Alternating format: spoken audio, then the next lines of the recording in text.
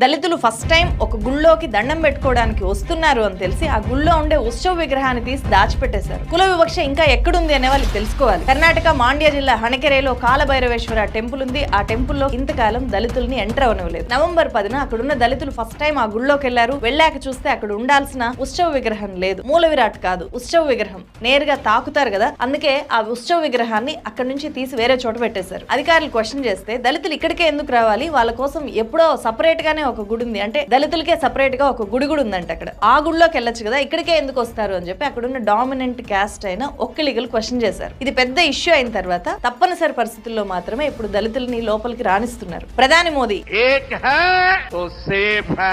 UP CM యోగి అంటే ఒక్కటిగా ఉంటేనే భద్రంగా ఉంటాము, విడిపోతే విధ్వంసమే అని చెప్పి వీళ్ళు చెప్తున్నారు. బట్ ఇలాంటి కుల వివక్ష ఘటనలు జరిగినప్పుడు వీళ్ళు ఎందుకు మాట్లాడరు? కుల వివక్ష పోయేలాగా ఇలాంటి ఒక్క నినాదం కూడా ఎందుకు ఇవ్వరు?